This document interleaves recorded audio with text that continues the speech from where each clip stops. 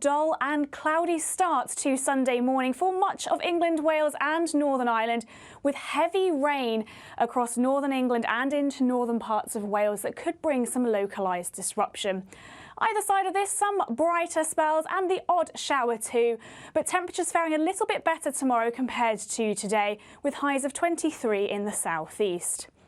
Now looking into the new week, and that band of rain from tomorrow will continue to sink its way southwards, but cooler, fresher and drier conditions following in behind. So a little bit of a better start to the new week, but as we go towards the middle part of the week, more rain moving in from the west, and those temperatures not looking like they're going to get much above average. The temperature's rising. Boxed Solar, proud sponsors of weather on GB News.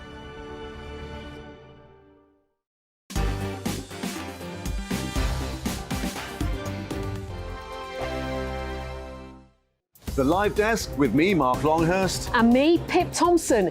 It's here Monday to Friday on GB News. From midday, we'll bring you the news as it breaks, whenever it's happening and wherever it's happening, from across the UK and around the world. Refreshing, feisty, but with a bit of fun too. If it matters to you, we'll have it covered on TV, radio and online. Join the Live Desk on GB News, the People's Channel, Britain's news channel.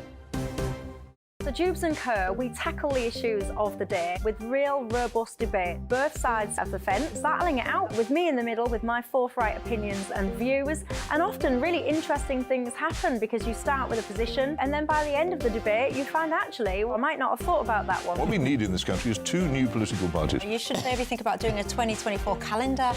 I'm Michelle Dewberry and I'm keeping you company right through until 7 o'clock this evening. GB News, the People's Channel, Britain's watching.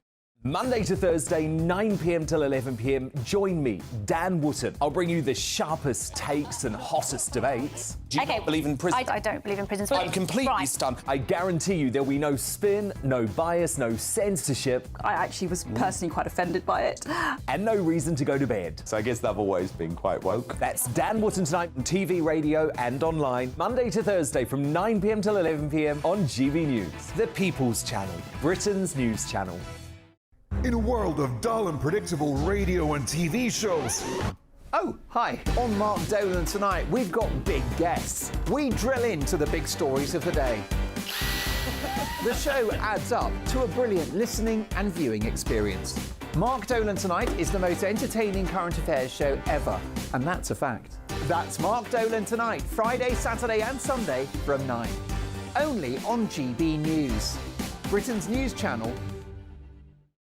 Like all families, we have arguments every now and then, but actually we agree on what the mission of GB News is, and that's the most fundamentally important thing. GB News provides the kind of platform that lets all voices be heard. We don't hold back. We're free to say what we really think. Just because some people who live in a tiny little Westminster bubble think that their particular story is important, that's not the most important story for me. And often there will be difficult stories, stories that you won't find on the establishment media. Because what people think in the north of England may be very different to what they're thinking in the home counties. We're going to carry on telling the world what life is really like for households up and down the UK. We love to be in your car, in your kitchen as you're having your breakfast. Whatever you're doing, you are part of the show. If it matters to you, it matters to us. Britain's watching. Britain's watching. Britain's watching. We're proud to be GB News, the People's Channel, Britain's news channel.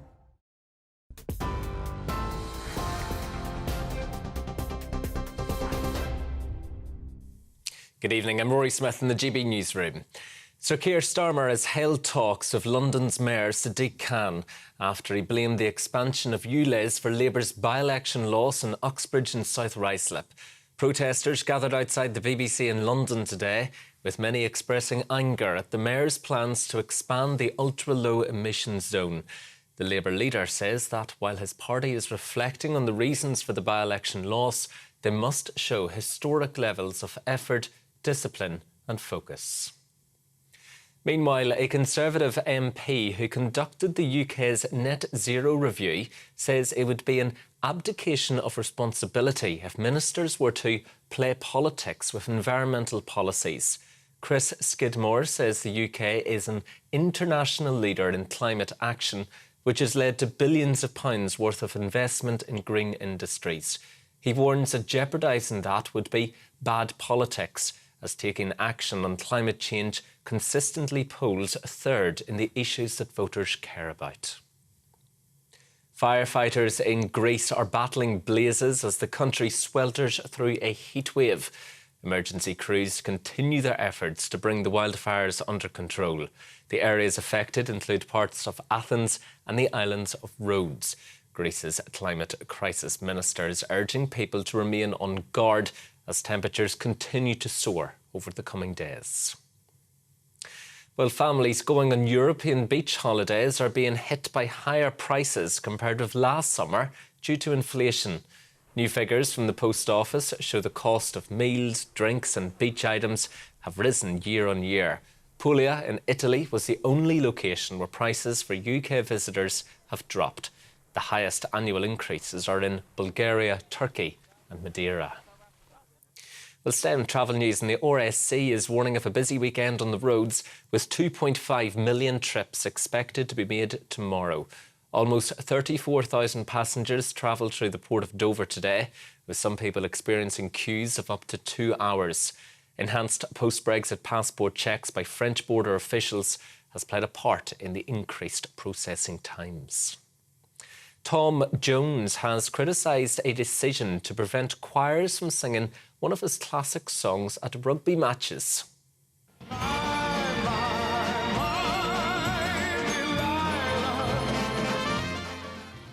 Delilah was first cut from choir playlists in 2015 before being officially removed this year due to concerns over its references to the murder of a woman.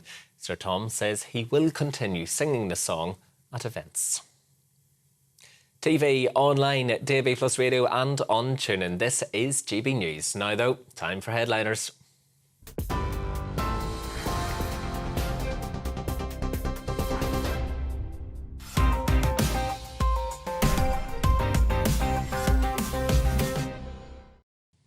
Hello and welcome to Headliners. I'm your host, Stephen Allen, and I'm joined by, as some describe them on the internet, alt-right Leo Kearse and alt-wrong Lewis Schaefer. Harsh, isn't it, that? Gentlemen, doing well? Yep. Yeah. No. Of course not. I'm never doing well. I've been on the show twice this week, and I think the run is over. Have you run out of stuff to say? I've run out of animosity and hatred for you people. Well, stick around. Right, let's crack on with the front pages. Let's start with the Mail on Sunday. Vile film claims Boris lied about nearly dying of COVID is their front page. The Sunday Telegraph, net zero, can't become a crusade. The Mirror says Tory toff serves fun flower on pick of Cameron. The Sunday Express, PM, I'll shut woke banks. Sounds like the way he speaks. The Sunday Times, can't rethink ULEZ after call from Starmer. And finally, the Daily Star, we're all going on a glummer holiday. And those are your front pages.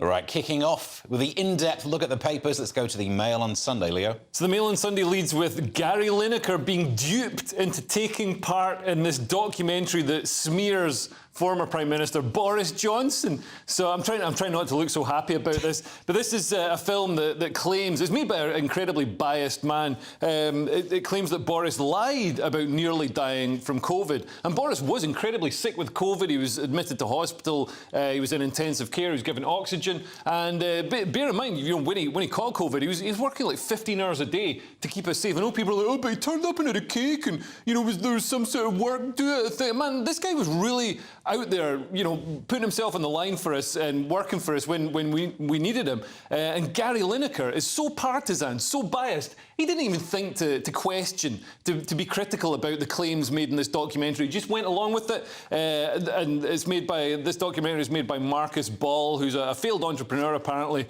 aren't we all? And after being contacted by the Mail on Sunday, Gary Lineker refused to endorse the film and demanded his interview be removed. Why don't you just do a bit of due diligence before? He's like, you know, remember Brass Eye? He's like the equivalent of hammering a nail into a crab and saying you destroyed its paedophile gland or whatever. Yeah, it's got more in common, more DNA in common with us with the crab than it does humans. Yeah. That's not a fact, but it is science.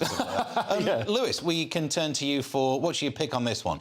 COVID wasn't dangerous, or if they couldn't hire Lineker, they could go for you? No, they could have gone for me, because first of all, I mean, Leo speaks with such surety. That's the problem with Leo. Because I'm always right. And this is why people, This is why I like you in person. The people out there think you're just too stern. The fact is, we don't know whether he was sick or not. He might have been sick, but how do you know? Were you in the hospital? There's hospital reports. They log this stuff. You don't just turn up and they don't write anything down. You know what? He was there. There's witnesses. Have we seen his hospital records? We have not, because that's not public information. Number one. Number two is this. A documentary about it. I think he might have been sick because he was so fat. He's pre-diabetic. Probably had gout.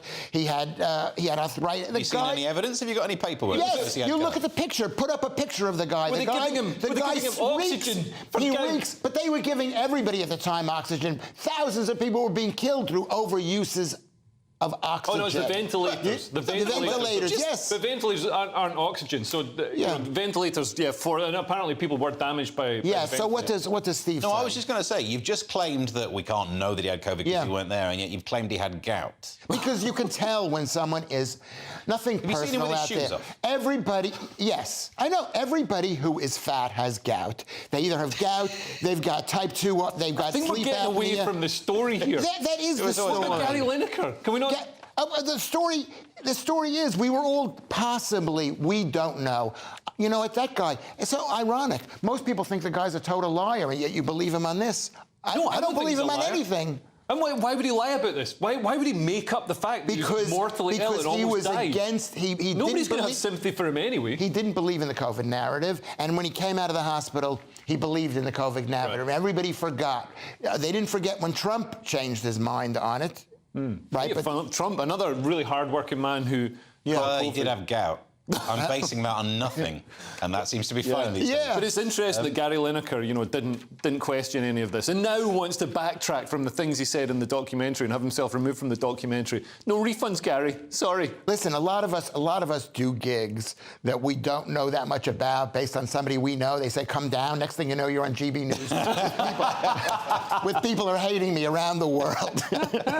Let's move on to the Sunday Telegraph. What do they go with, Lewis? This is Cove Net Zero can't become a crusade, and he is the leveling up secretary for he warns against net zero religious crusade, which is interesting because I think it is a religious crusade, and the leveling up secretary, and leveling up is one of the great ministries of state, historic leveling up. They had that in the 1700s, the foreign secretary, the chancellor, the exchequer, and the leveling up secretary. But it says he's for relaxation of green measures. Number one is the basic fact is this ULEZ thing, which is basically they don't want us to drive anymore. They want to take away our driving, and it will kill the countryside, let alone a lot of people in the city.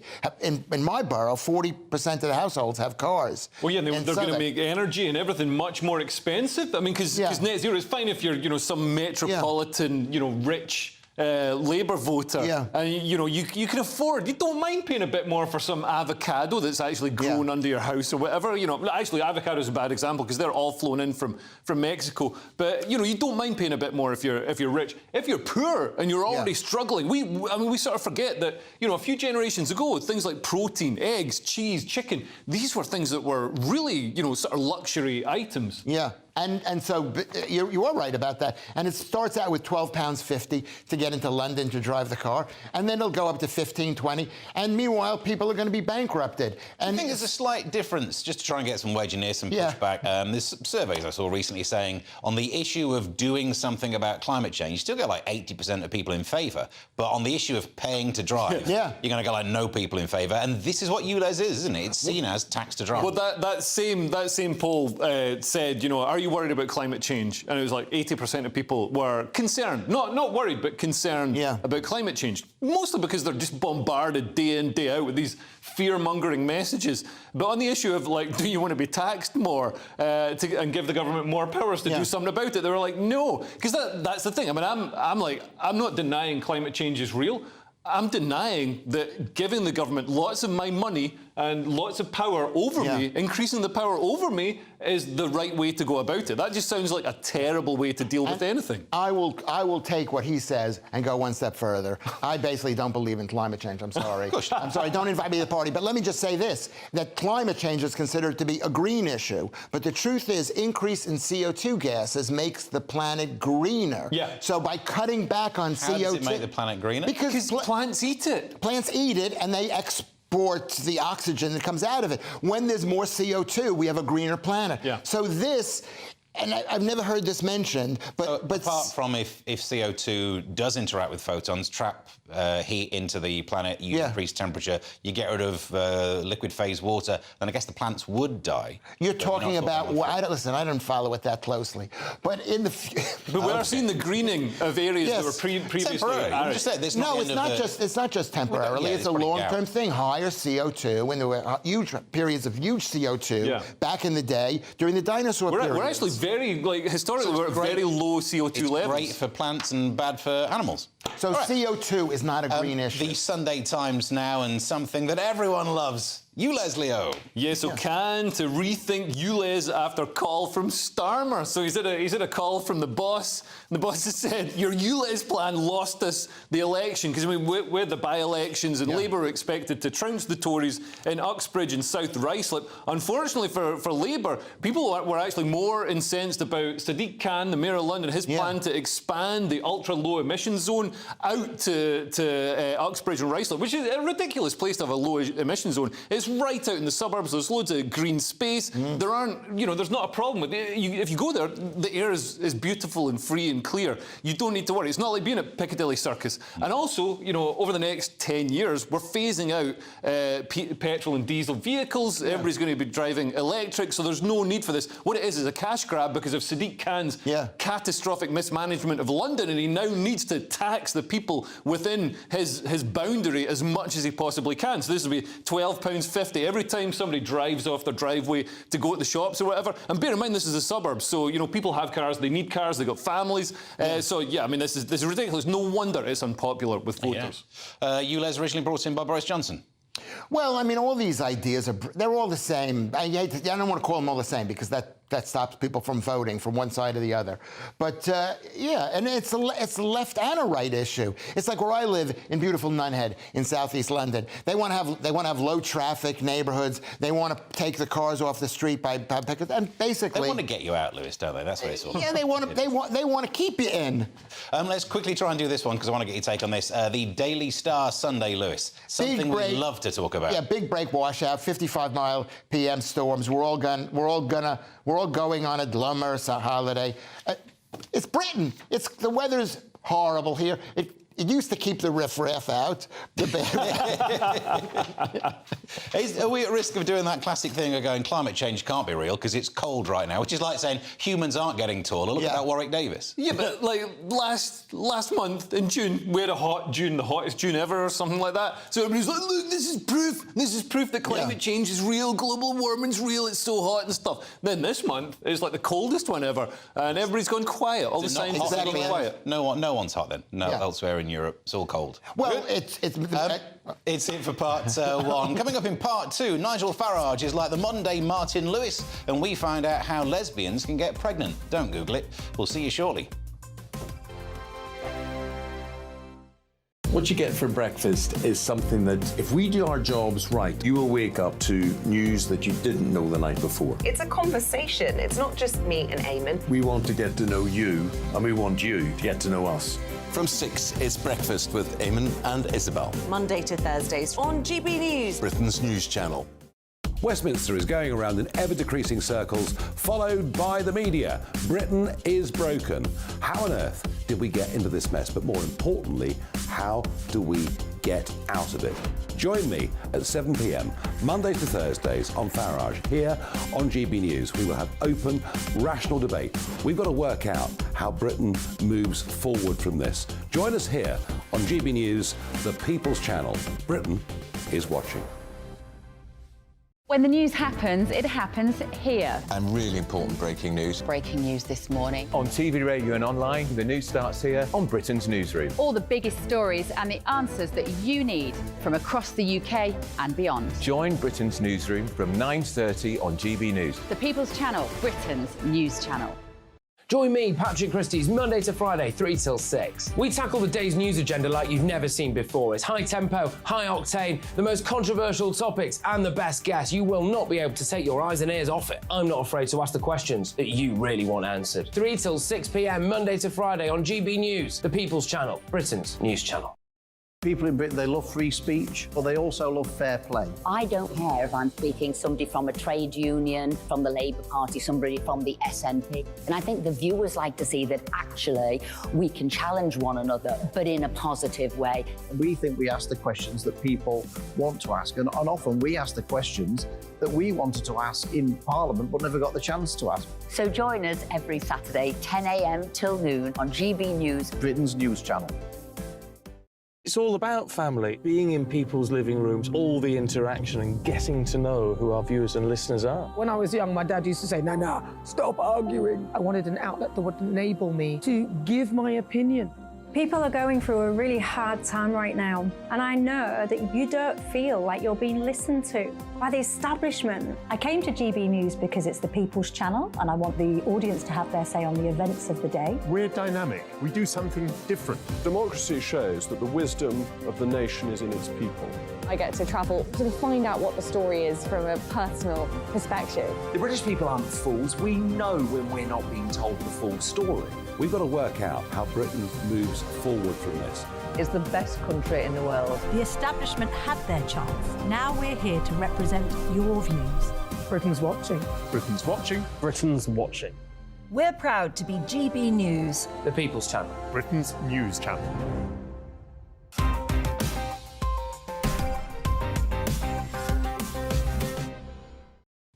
Welcome back to Headliners. I'm here with two men who would sing Delilah and then probably recreate the music video with Barbies. It's Leo Kearse and Lewis Schaefer.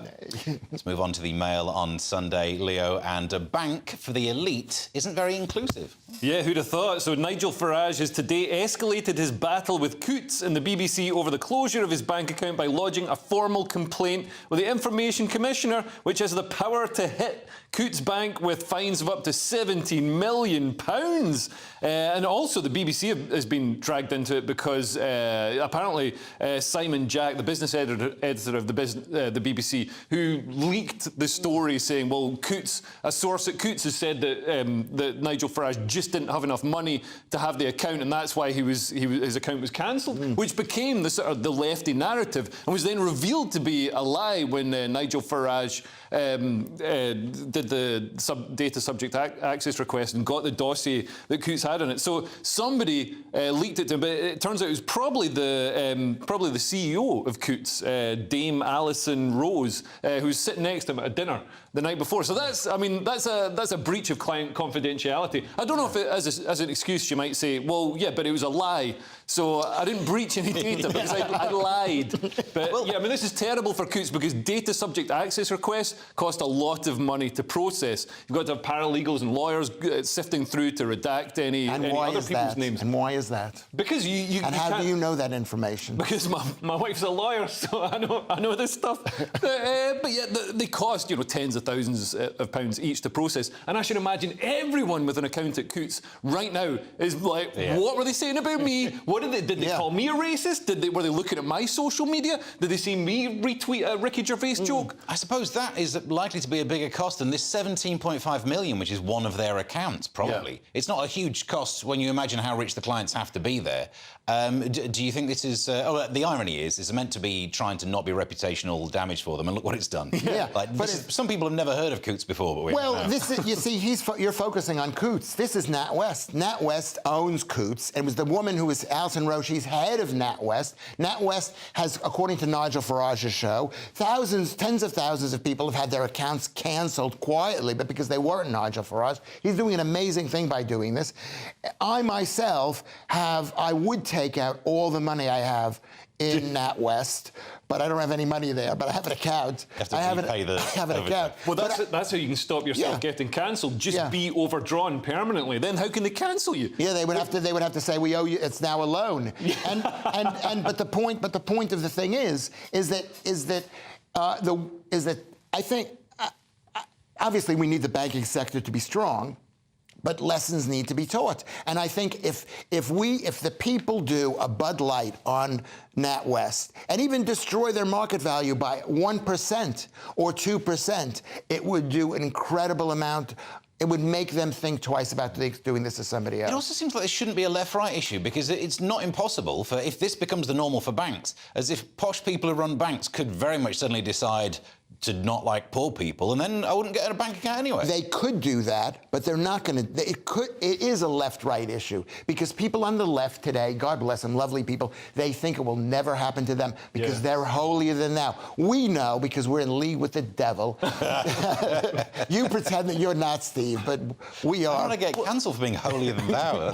I was amazed to see comedians like Rosie Holt, Darryl O'Brien, like smart comedians. I like both of them, but they were tweeting basically in defence of Coutts, standing up for the multi-billion-pound bank. But it's so myopic to not see. Like there are people who mock the government. So if you mock the government, what do you think? If there's a change in government, if there's a new regime comes in, do you think they might use these rules to cancel your account when you're mocking the government? First thing authoritarian regimes do when they take power is cancel comedians and journalists and people who question. Yeah, cancel a show I was on. That's why I don't do that anymore. That got cancelled straight away. The Sunday Telegraph, Leo, and what has England ever done for us, apart from maths, bread, and the wisdom of Confucius? I'm on the wrong list, sorry. So Lee Anderson, our esteemed colleague at GB and also Tory MP, said that everything that is good in the world started in Britain. So he's in trouble for spitting some facts here. He cited the Industrial Revolution, railways, football and William Shakespeare as some of the UK's contributions to the world. And he said he's proud to be a British person and even prouder to be an Englishman. This is where he comes unstuck, because all the good stuff that the UK provided was actually invented by Scots. Antibiotics, the telephone, the steam engine, genetic cloning, the MRI scanner, refrigerator, which we don't even need. We're so good at inventing. We're even inventing things we don't need. The hypodermic syringe, we do need that. We use it a lot in Glasgow. The flushing toilet, even the television that's being watched right now, it was all invented in Scotland. And what have I said many times? What is the greatest thing that Britain has created? America. Which is the United States of America. I have, as an American, dyed in the wool, 100%, greatest country in the world, but Britain created America. Britain is the Judy Murray. Is the Judy Murray of country. Maybe that's not a good example, but who's like Djokovic's dad or mom or whatever. Well, Judy Murray's probably a better example than Djokovic's dad. Right, because she should get all the credit for Andy Murray. With her tennis school. On to the eye, Lewis. Should MPs take extra paid work? And before you answer, if they didn't, you might have your own show on here by now. Wait, what number are we up to? I'm so lost here. I didn't put this in order. Oh my God, this is the worst show that I've ever done. Okay, this big fat guy named Lord Pickles. I think he's fat. I didn't see the picture. His name is Pickles, but he's definitely low. He's definitely high carb. He's a fat guy. Lord Eric, he's the chairman of the. I'm sorry. Lord Pickles says rules on new jobs for ex-ministers useless after Boris Johnson's Mail column controversy, where Boris Johnson goes in half an hour before he's beginning to start his new thing and tells ACOBA, which is the Advisory Committee on Business Appointments, that he's got a new job starting in 30 minutes. That's what the rules require. And so they made it seem like Johnson had broken some rule, but according to this, you'll have to tell me whether I read this right, that they said Boris Johnson didn't break any rules, and it said that Lord Pickles appeared to suggest he would not have required a sanction according to this. So they're going to have to change the rules. Yeah, they want to introduce like a 6-month waiting period. So when you leave office, when you stop being an MP, you've got to wait 6 months before you can start getting some payback from all the companies you helped out when you're an MP. But the guy said that going to a non-same sector position wouldn't merit penalties or punishment. I think that's why he's not written about politics yet. Just been writing about cheese in his column. It's because it was a weird first column, wasn't it, about injections and cheese? Because he's got type 2 diabetes. And gout. The Observer, Leo, and the NHS fertility department has got some egg on its face. So, oh my God, that's an unpleasant thought. Somebody sneezed during a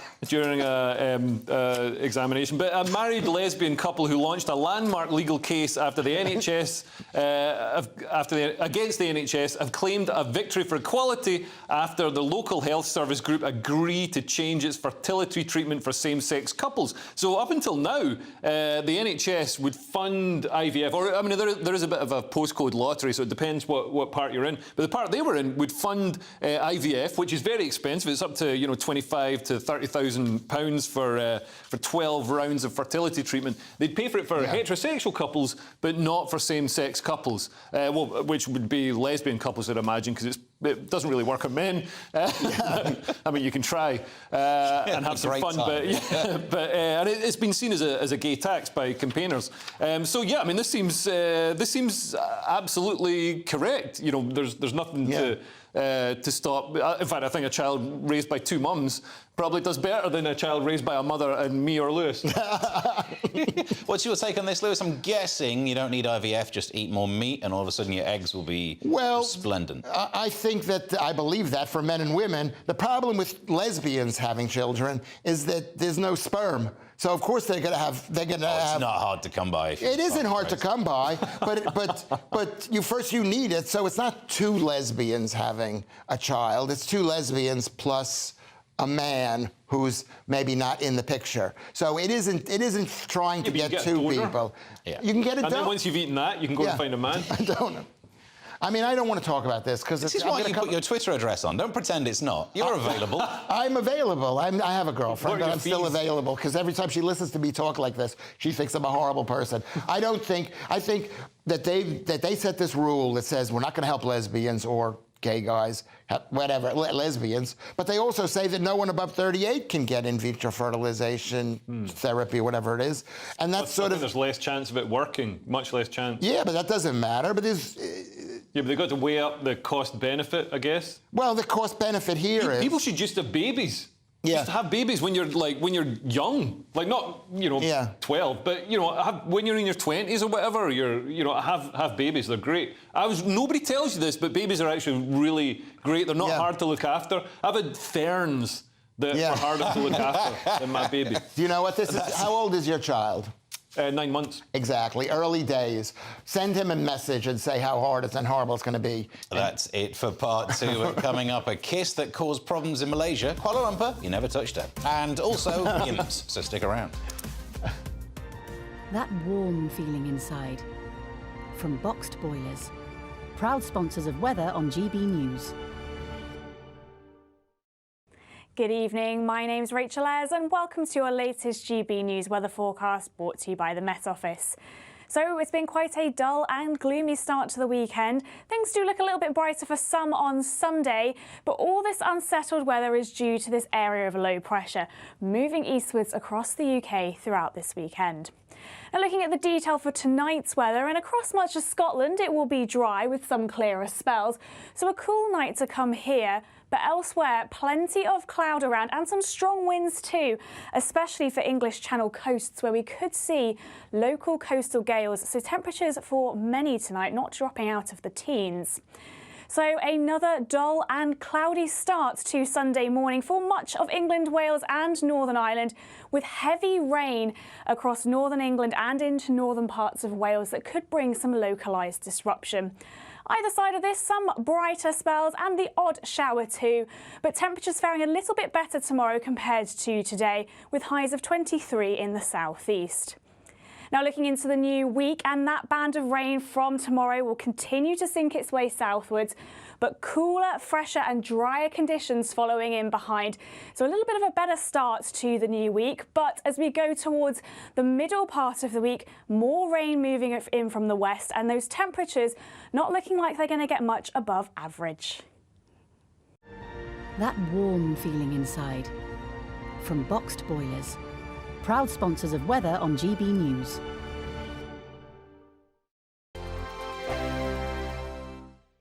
The Live Desk with me, Mark Longhurst. And me, Pip Thompson. It's here Monday to Friday on GB News. From midday, we'll bring you the news as it breaks, whenever it's happening and wherever it's happening, from across the UK and around the world. Refreshing, feisty, but with a bit of fun too. If it matters to you, we'll have it covered on TV, radio and online. Join the Live Desk on GB News, the People's Channel, Britain's news channel. So Jubes and Kerr, we tackle the issues of the day with real robust debate, both sides of the fence, battling it out with me in the middle with my forthright opinions and views. And often really interesting things happen because you start with a position and then by the end of the debate you find actually, well, I might not have thought about that one. What we need in this country is 2 new political parties. You should maybe think about doing a 2024 calendar. I'm Michelle Dewberry and I'm keeping you company right through until 7 o'clock this evening. GB News, the People's Channel, Britain's watching. Monday to Thursday, 9 p.m. till 11 p.m. Join me, Dan Wootton. I'll bring you the sharpest takes and hottest debates. Do you not believe in prison? I don't believe in prison. I'm completely stunned. I guarantee you there'll be no spin, no bias, no censorship. I actually was personally quite offended by it. And no reason to go to bed. So I guess they've always been quite woke. That's Dan Wootton tonight on TV, radio and online. Monday to Thursday from 9 p.m. till 11 p.m. on GB News. The People's Channel, Britain's news channel. In a world of dull and predictable radio and TV shows. Oh, hi. On Mark Dolan tonight, we've got big guests. We drill into the big stories of the day. The show adds up to a brilliant listening and viewing experience. Mark Dolan Tonight is the most entertaining current affairs show ever, and that's a fact. That's Mark Dolan Tonight, Friday, Saturday and Sunday from 9. Only on GB News, Britain's news channel. Like all families, we have arguments every now and then, but actually we agree on what the mission of GB News is, and that's the most fundamentally important thing. GB News provides the kind of platform that lets all voices be heard. We don't hold back. We're free to say what we really think. Just because some people who live in a tiny little Westminster bubble think that their particular story is important, that's not the most important story for me. And often they will be difficult stories, stories that you won't find on the establishment media. Because what people think in the north of England may be very different to what they're thinking in the home counties. We're going to carry on telling the world what life is really like for households up and down the UK. We love to be in your car, in your kitchen as you're having your breakfast. Whatever you're doing, you are part of the show. If it matters to you, it matters to us. Britain's watching. Britain's watching. Britain's watching. We're proud to be GB News, the People's Channel, Britain's news channel.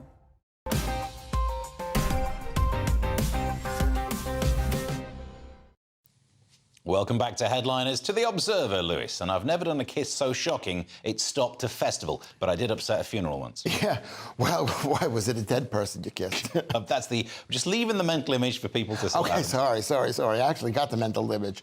Okay, this is in The Guardian. Malaysian festival halted after Maddie Healy criticizes anti-LGBTQ plus laws, and this Maddie Healy guy is the band the 1975, which I've never heard. I've heard of it. I thought it's an interesting name to call a band, the 1975. But he said he was on stage and he was protesting in Malaysia, which is a very Muslim country, about LGBTQ rights. And it was just another typical example of some Westerner coming to some other country and basically trying to force their ideas on another country. And he actually was quoted on stage as saying, "I made a mistake when we were booking shows. I wasn't looking into it. I don't see the blank point, right? I do not see the point of inviting the 1975 to a country and then telling us who we can have sex with." and then he was disinvited, and they closed down the festival. So what is the lesson? They closed down the festival. I mean, they closed down the entire festival, had another day or something to go. This is interesting because my friend Rizza, and by the way, I respect Matty Healy for doing this. So many artists just take the money and run. Like Beyonce went and performed for Gaddafi's son, like the most evil, the most blood-soaked money you could possibly get. Yeah. And she doesn't even need it. You know what I mean? Matty Healy probably needs it a bit more than her. And you know, she took the money and just, you know, doesn't care. But you don't take the money. Whereas he, you know, took a stand. He was like, what, Malaysia? He like finally Googled what Malaysia was, found out, you know, what you can and can't do there. But what's interesting is they're sort of becoming they're an Islamic country. Yeah. They're becoming more sort of intolerant of free expression and stuff. They're becoming more like Middle Eastern countries. So they've got like a sort of virtue police. Yeah. So my friend Rizal, who runs Crack House Comedy in Kuala Lumpur, his club was shut down, and he was arrested because at an open mic night, somebody did something that was considered offensive, you know, blasphemous. She was wearing a burqa, and she took the burqa off and had Western clothes on underneath, and that was basically the joke, and that was seen as, you know, horrifically offensive. So it worries me that, you know, these places like Malaysia that were previously a sort of quite benign form of Islam, you know, now it's becoming a lot less. Well, things change, but the point is, you don't go to somebody else's country, and then while you're there, you don't take their money and then make a great poo-poo. Literally what you're doing right now. Yeah. Well, that's true. You know what I was thinking that it is I'm on this channel. What am I going to sit here and complain about what's going on? I know what's going on. Everybody else knows what's going on. It's a bit too late for me. I'm not going to sit here. You know, after they fire me, I'll say, oh, I can't believe I was there. Right, on to the mail on Sunday, Leo, and someone has nicked your catchphrase. So literally everything is racist now. It's true. I mean, I do a thing on Twitter, like every day I post a thing like what's racist today, because there's something every day that's racist. And what's racist today? This Jason Aldean song. He's a country and western artist, or maybe just country. I don't know if he does the western, but he's got this song called "Try That in a Small Town," which in the video he's performing in front of sort of the footage of BLM and Antifa rallies, businesses getting burnt down and stuff, which was obviously defended by the left at the time because, you know, it's perfectly just to destroy private property and businesses that people have built up over decades. And he says, you know, try that in a small town, see where it gets you. So intoning that it's you're going to get stopped by the people because they band together and they've got some moral backbone, as opposed to people in cities who just allow it to happen. So people have said this is he's glorifying vigilante violence and calling for lynching, and it's absolutely not. He's just saying, don't do it in a small town. And he's quite right. If you did it in a small town, people would stop you. Also, there's not that much to burn in a small town. Lewis, your take on this one? My take on this is that it sounds good. It's like, the fact is that people living in small towns are like the rest of the opposition, if you call them the opposition, have no energy whatsoever. So that is not going to happen. They probably let him come in and burn it. The most shocking thing about this story was, as I watched the video where Donald Trump Jr., the big man, and he was totally imitating his dad. He was sounding like his... I can't believe I'm imitating. I don't do imitation. Was he doing it as badly as that? Yes, basically. But you could see he was imitating his dad, and you just felt sorry for him because he's like the loser kid of a great man, kind of like Robert F. Kennedy Jr., kind of like that, or George Bush. You know what I mean? Yeah. I don't know if that's a good example. To the Sunday Telegraph, Lewis. But soft. What light through yonder window breaks? 'Tis the shine off a gimp. Yeah, this is a man in a gimp suit was allowed to roam a theater with children present, and this wasn't part of Shakespeare. I don't think Shakespeare had a guy in a gimp suit, but you don't know because he wrote practically everything. Exit stage left, pursued by a gimp. Everything, and this was at the Shakespeare Globe Theater, and people were very unhappy that a gimp is like a leather thing with a ball and I think it's like a mask that he's wearing, very scary, and so people were saying, you got to kick the guy out because it's just a guy in a gimp suit wearing. But I find people wearing COVID masks even scarier nowadays. It's more erotic. It's a tricky one, isn't it, Leo? Because if you do try and like manhandle him and throw him out, he'd love it. Yeah, absolutely. I don't really see the problem here. It's only sexual if you get aroused while looking at him. So, I mean, unless it was so tight that it revealed his, appendages, I don't think there's much of a problem. I just, with these gimp suits, I mean, I don't know if you've ever worn leather trousers, but getting them on and off, like, man, doing that for a whole bodysuit, like, oh my, you'd be there all day with talcum powder. I struggle to try and get a bin liner in the bin sometimes. So the idea of trying to get a big, thicker one all over me. Yeah. No, that's the only reason I've not done it. The Sunday Mirror, Leo, and there's a reason why in women's football they don't play skins versus shirts. So, pubs, is that this story? Have I missed? Oh, I've missed one. Where is it? Sorry, yeah. Ian Wright. Oh, yeah. So this is sorry to steal your catchphrase, but this is a Nan story. So Ian Wright, who's an England football legend, he saw some people holding up signs asking for football shirts from the players, and he doesn't like it. He tweeted that he doesn't like it, and that is the entirety of this two-page story. Yeah. And then there's so he tweeted that, and somebody tweeted back says we had the sign asking for a shirt, and it was my daughter, a young girl. She asked take off shirts. It wasn't some dude. Ian Wright making painting like some creepy guy like Louis Schaefer. Like that's something that it is something that I had done. Yeah, the guy he says he's holding it for his daughter, but he's he's going to smell that shirt. This was actually the guy's daughter, and I think it was probably. Nothing personal. A lot of people like women's football, but it probably enlivened up the day. It probably made the day possible. To the Mail on Sunday, Lewis, and you can't just name something after the late Queen unless it's one of her great-grandkids in America. Yeah, well, this is funny because I didn't realize this. Because why can't you name something after the Queen? Pubs wishing to name themselves after Queen Elizabeth II must have an appropriate reason, unquote, for government. With government understood to be working hard on official national memorial for the late monarch. So they're saying, if you want to name it the Queen Elizabeth Gimp House, maybe, and Shakespeare's Globe Theatre, you can't name it. You have to ask the government.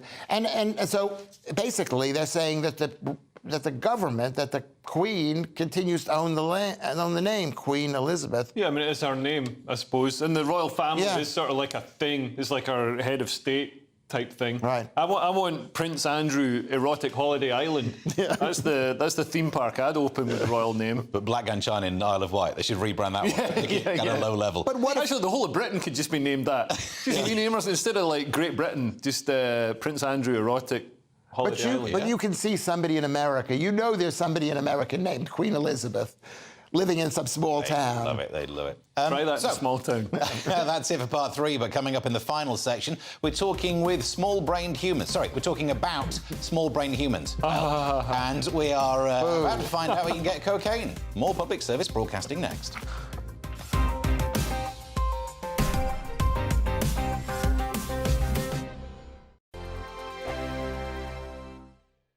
Monday to Thursday nights on GB News. At 6, it's Dubes & Co. 7 o'clock, Farage. At 8, join Jacob Rees-Mogg. And at 9, Dan Wootton Tonight, followed by Headliners. On TV, radio and online. This is GB News. Now then, Lee Anderson here.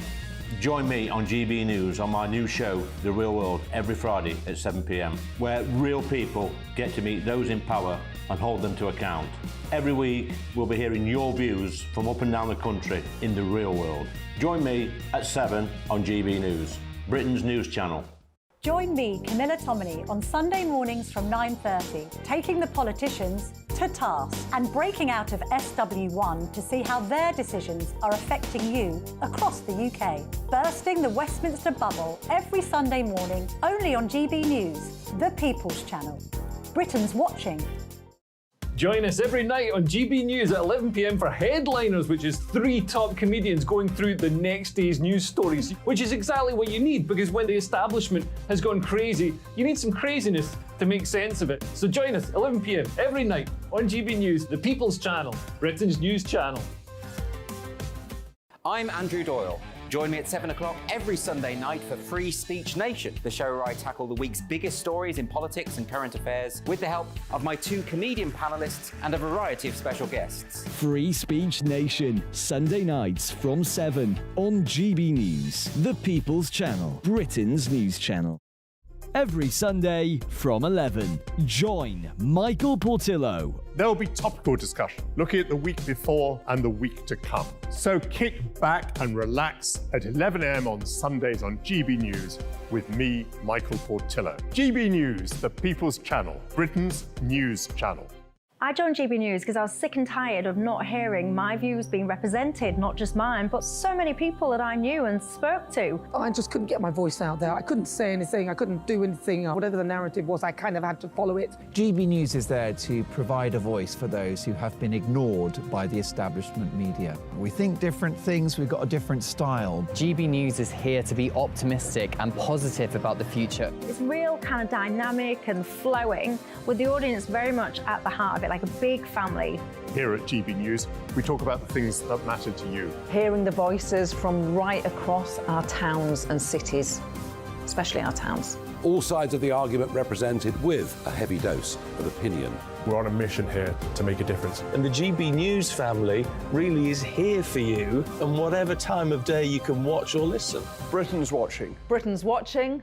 We're proud to be GB News. The People's Channel. Britain's news channel.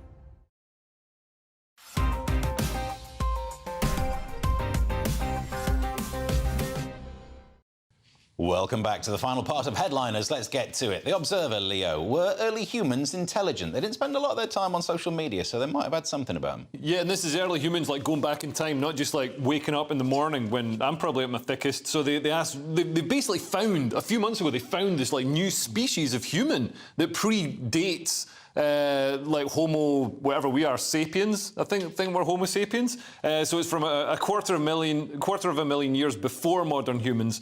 Had a tiny brain, the size of a chimpanzee, the size of a chimpanzee's brain, not the size of a chimpanzee, because that'd be a large brain. But they claimed it's artistic, it can make tools, buries its dead. But now they're like, where's the evidence? Because I mean, I guess it's so long ago they don't know, and that's kind of it. But how deep did they bury it? Yeah. I mean, how do they know if they buried their people if they're going to be buried under all the stuff that came after? There's a lot of bones, and they're deep in a cave, so it's just assumed that they were brought in there to die, or maybe they found their way in the cave and couldn't find their way out. Right. Possibly, maybe they ate a lot of food and they were too fat because there was a time they got gout, they got fat like this. But they had small brains, and our brains got smart, got bigger and bigger and larger and larger and larger, up until the time that agriculture was developed. Yeah, about 10,000 years ago. Yeah, and our brains are smaller now than they were then. No way. About 15% smaller. Yeah, I made that up. No, we all fell for it due to the small brain. I think it's true. I think it is true.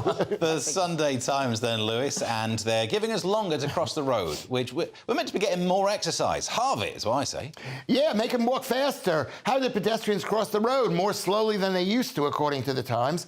And they say that people are walking slower and slower, and that 80, 90, 76, a huge percentage of the population was 65 years older, men and women, don't make it across in time for the green man, but they don't call it the green man anymore. They call it a green person. According to this, it's called the green person.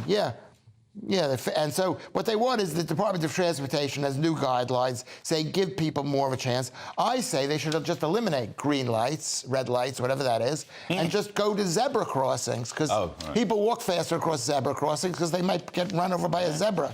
Well, they do. This is the beauty of the Pelican Crossing, is that when it goes from red, the amber light flashes being the same as a Belisha beacon, so it's temporarily a zebra crossing. Right.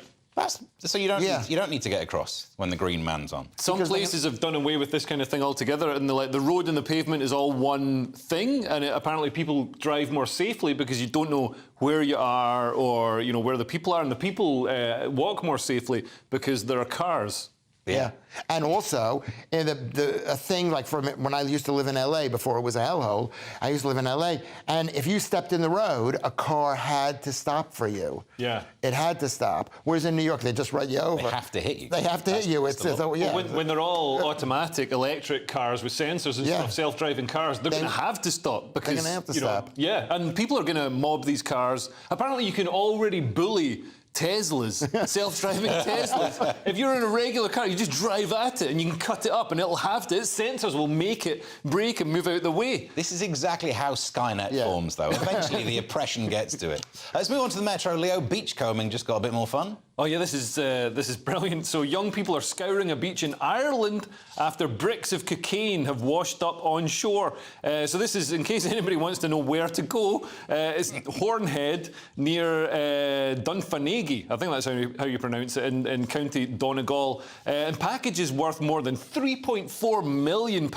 That's a lot of cocaine. 60 kilograms of cocaine. And it's before your London drug dealers have mixed it with coffee, mate, and all that kind of stuff. So these youths were seen scouring the beach for these packages. When confronted about what they were doing on a farmer's land, they said they were just trying to help with the search operation. I mean, technically correct. But I don't know if they were going to hand it over to the police. Yeah, we're anti-litter, so we just thought we'd tidy up. I mean, is this a good price, Lewis? I don't know. Well, it's interesting. I mean, why this is a news item, the fact is the Irish and the Cornwallians and the Devonians, they've been scouring the beaches forever when a ship crashed into it because they used to mess up the lights to get the stuff. And so this is cocaine, which is... Finally, it's paid off. Yeah. The Observer, Lewis, self-scan barmaids. Now are you going to flirt with? Well, this is good news. Good news. The end of the bartender, according to The Guardian. The UK vending machines pouring pints for the masses. I mean, why not? They've got these installed in this company. I'm not going to mention the name of the company because this is not non-news. It's a PR piece, basically. It's saying, get used to it. It's coming. I mean, I go to Crystal Palace. That's my team. The Eagles. Go Eagles. And if you want a drink during halftime, it's forever. So you don't, This will make it faster. It'll make it faster, so good on you. And also, I hate it in bars where, because beer is slow enough to pour, but people have cocktails. You've got to wait while somebody shaves a kumquat and, sets fire to, a pineapple over this drink. And it's like, why are you bothering? There's only two types of cocktail in the world. There's the creamy one and there's the one that gives you heartburn. So just have a bucket of each one and, scoop some out like you're in a school cafeteria. The hell yeah. Right, finally, we go to the Mail on Sunday, Leo, and seeing as the panel is made up of a carnivore and someone from Scotland, let's see if you disagree with this. Fruit is bad for you. So, well, according to this, it is. There's the rise of super sweet fruit. So growers are modifying grapes, strawberries and cherries, and basically all kinds of fruit to make them so sugary. They're either selectively breeding them to make them sweeter or using actual genetic modification to make them super sweet. So they've got way more sugar in them than they did, 50 years ago, and they're really bad for you because of all the sugar. Even animals in zoos, they can't have the fruit anymore because it gives them tooth decay. So you're better off eating a Mars bar. This is not even this is a non-news story from 300-400 years ago, 500 years ago. The humans have constantly been trying to manipulate fruit to make it sweeter. And the fact is that fruit is bad for you. It's high in fructose, and I don't care what they say about the fiber. Fiber's not good for you, and it isn't good for you. And it's got high in fructose, which raises your uric acid levels, which gives you not just gout, but gives you diabetes, type 2 diabetes, and kills you. And we've got off on another line. And you can say that I'm full of it. Do not eat fruit. Fruit is an accelerant. It's what the animals eat to transport the seeds from one place to another. And the trade-off is the sweetness, which makes us fat, which makes us prepared for the winter, for hibernation. Do not eat fruit. Some fruits, like pineapple, have other uses. But let's not necessarily get into that. Saying, might make you fat, but has some beneficial effects. And what is the other uses? What do you mean other uses? You don't know?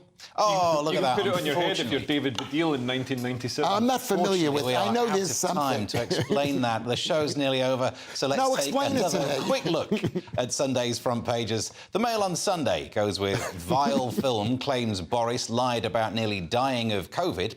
Sunday Telegraph, net zero can't become a crusade. The Mirror, Tory toff serves fun flower on pic of Cameron.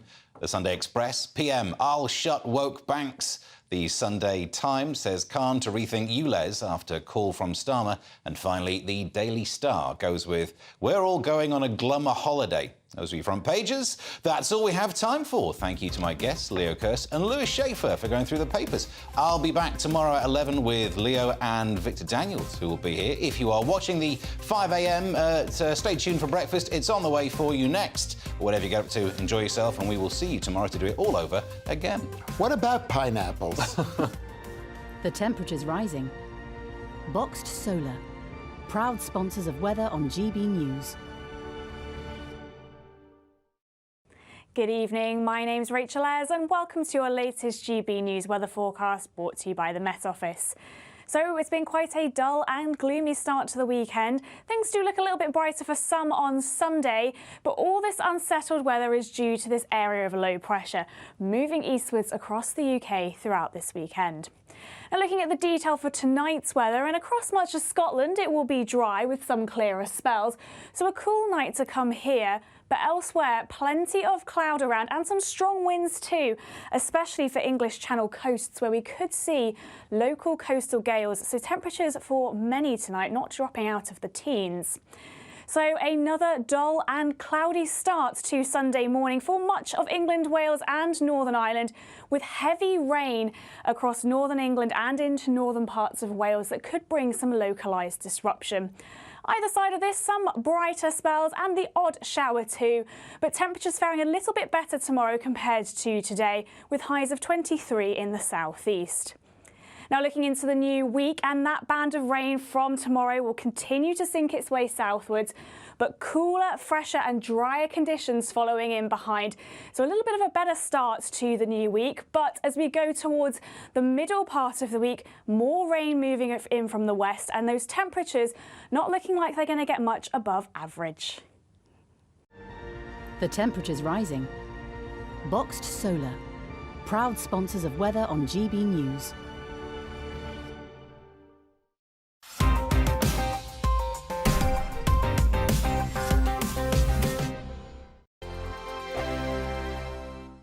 What you get for breakfast is something that, if we do our jobs right, you will wake up to news that you didn't know the night before. It's a conversation. It's not just me and Eamon. We want to get to know you, and we want you to get to know us.